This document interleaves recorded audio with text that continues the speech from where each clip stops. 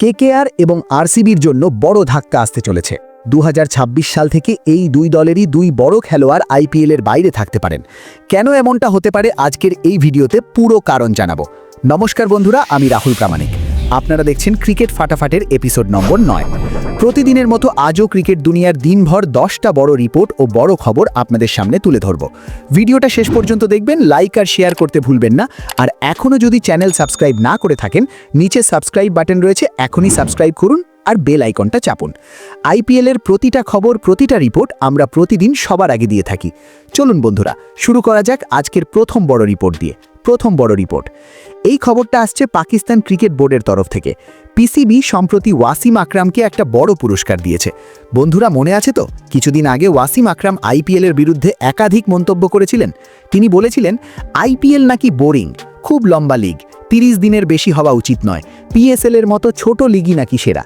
যে মানুষটা প্রায় 8 বছর আগে পর্যন্ত কেকেআরের কোচিং স্টাফে ছিলেন, আইপিএলে কমেন্ট্রি করতেন, আজ তিনিই আইপিএলের বিরুদ্ধে এই সব কথা বলছেন। আর এরই পুরস্কার হিসেবে পিএসএল 2026-এর নতুন ব্র্যান্ড অ্যাম্বাসেডর করা হয়েছে ওয়াসিম আকরামকে। কত কোটি টাকা দেওয়া হয়েছে সেটা জানা যায়নি, কিন্তু অপারেশন সিন্দুরের পর থেকে পাকিস্তানের মধ্যে একটা অদ্ভুত খোঁচা আর হিংসা স্পষ্ট দেখা যাচ্ছে। নিজেরাই ভাবছে আমরাই জিতে গেছি, কিন্তু কোথায় জিতেছে? কোন স্কোরবোর্ডে, কোন ম্যাচে? নিজেদের এয়ারবেস এখনও ঠিক হয়নি, কিন্তু বিশ্বজুড়ে উৎসব করছে। চলুন এবার এগোই দ্বিতীয় বড় রিপোর্টে। দ্বিতীয় বড় রিপোর্ট, এই খবরটা আসছে মুস্তাফিজুর রহমানকে ঘিরে। আমি আগেই বলেছিলাম কেকেআর 9.2 কোটি টাকা ভুল জায়গায় খরচ করেছে, কারণ মুস্তাফিজুর বাংলাদেশি ক্রিকেটার। ভারত বাংলাদেশ সম্পর্কের যে টানাপোড়েন চলছে, তাতে 2026 আইপিএলে বাংলাদেশি খেলোয়াড়দের খেলা খুবই কঠিন হতে পারে, আর সেটাই এখন বাস্তবে হচ্ছে। রিপোর্ট অনুযায়ী উজ্জয়িন থেকে মুস্তাফিজুর রহমানকে হুমকি দেওয়া হয়েছে। খবর আছে আইপিএল খেলতে এলে বয়কট করা হবে, হামলার হুমকি দেওয়া হয়েছে। এটা ঠিক না ভুল আমি বিচার করছি না, কিন্তু একটা বিষয় পরিষ্কার, বাংলাদেশের বিরুদ্ধে ভারতীয়দের মধ্যে ক্ষোভ রয়েছে। যে দেশটাকে ভারত তৈরি করেছিল, আজ সেই দেশ ভারতের দিকেই আঙুল তুলছে। বাংলাদেশে হিন্দুদের ওপর অত্যাচারের খবরও সামনে আসছে।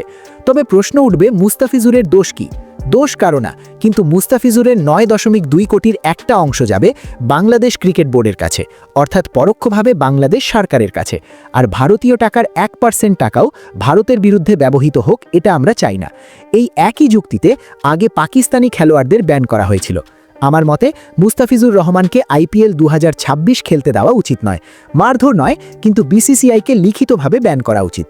তৃতীয় বড় রিপোর্ট, এবার কথা বলি আরসিবির সমস্যা নিয়ে। রয়্যাল চ্যালেঞ্জার্স ব্যাঙ্গালোর এই মুহূর্তে বড় সমস্যায়। সমস্যার নাম টিম ডেভিড। বিগ ব্যাশ লিগে খেলার সময় তার হ্যামস্ট্রিং ইনজুরি হয়েছে। রিপোর্ট অনুযায়ী টি20 বিশ্বকাপে খেলার সম্ভাবনা মাত্র 20%। আইপিএলেও বড় প্রশ্নচিহ্ন। আরসিবির মিডল অর্ডারে টিম ডেভিড ছিলেন একটা বড় এক্স ফ্যাক্টর। এখন আরসিবির জন্য এটা বড় ট্রাভেল। চতুর্থ বড় রিপোর্ট, পাকিস্তান ক্রিকেট টিম ধীরে ধীরে ওয়েস্ট ইন্ডিজের পথে হাঁটছে। বাবর আজম, শাহিন আফ্রিদি, রিজওয়ান, হ্যারিস রাউফ সবাই বিগ ব্যাশ লিগ খেলতে ব্যস্ত। ফলে শ্রীলঙ্কার বিরুদ্ধে আসন্ন টি20 সিরিজে এই 4 জন নেই। ওয়ার্ল্ড কাপের ঠিক 1 মাস আগে নিজেদের সেরা খেলোয়াড়দের ছাড়ছে পাকিস্তান। টাকা আগে, দেশ পরে, এই নীতিতেই চলছে। পঞ্চম বড় রিপোর্ট, খবর আসছে রোহিত শর্মা ও কোহলিকে ঘিরে। রোহিত শর্মা জানিয়ে দিয়েছেন তিনি আর বিজয় হাজারে ট্রফিতে খেলবেন না। 2টি ম্যাচ খেলেছেন, একটাই 100 রান, একটাই 0। এখন তার ফোকাস নিউজিল্যান্ড সিরিজে। বিরাট কোহলি যদিও 6 তারিখে রেলওয়েজের বিরুদ্ধে খেলতে পারেন। ষষ্ঠ বড় রিপোর্ট, আরও একটা বিতর্ক, রোহিত ও বিরাটের সেন্ট্রাল কন্ট্রাক্ট কমানো হতে পারে, A+ থেকে A ক্যাটাগরিতে নামানো হতে পারে, কারণ তারা নাকি শুধু ওডিআই খেলছে। আমার মতে এটা সম্পূর্ণ অন্যায়। এই দুজনের জন্য আলাদা সুপার A+ ক্যাটাগরি বানানো উচিত। সপ্তম বড় রিপোর্ট, বিসিসিআই পরিষ্কার জানিয়েছে গৌতম গম্ভীরই থাকছেন টেস্ট কোচ। VVS লক্ষণের কোচ হবার খবর সম্পূর্ণ গুজব। গম্ভীর 2027 পর্যন্ত 3 ফরম্যাটেই কোচ থাকবেন।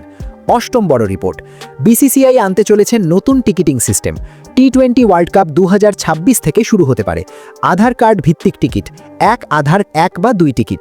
ব্ল্যাক মার্কেটিং বন্ধ করাই লক্ষ্য। সফল হলে আইপিএলেও চালু হবে। নবম বড় রিপোর্ট, অনিল কুম্বলে বড় মন্তব্য করেছেন রাশিদ খান নিয়ে। তার মতে রাশিদের এক্স ফ্যাক্টর এখন সবাই পড়ে ফেলেছে। গত 2-3 সিজনে রান বেশি দিচ্ছেন, উইকেট কম নিচ্ছেন। এই আইপিএলে রাশিদ আগের মতো ভয়ঙ্কর নাও হতে পারেন। দশম বড় রিপোর্ট, SA20 লিগ থেকে 2টো বড় খবর। রায়ান রিকেলটন, মুম্বাই ইন্ডিয়ান্সের ওপেনার, 113 রান করেছেন। ডেভন কনওয়ে 33 বলে 64 রান। তিনি অবিকৃত হলেও 2 কোটিতে রিপ্লেসমেন্ট হিসেবে যে কোনো দল নিতে পারে। এই ছিল বন্ধুরা আজকের দিনভর 10টা বড় রিপোর্ট। কমেন্টে জানাবেন কোন খবরটা ভালো লাগলো, কোনটা লাগেনি আর কেন। চ্যানেল সাবস্ক্রাইব করুন, বেল আইকন চাপুন।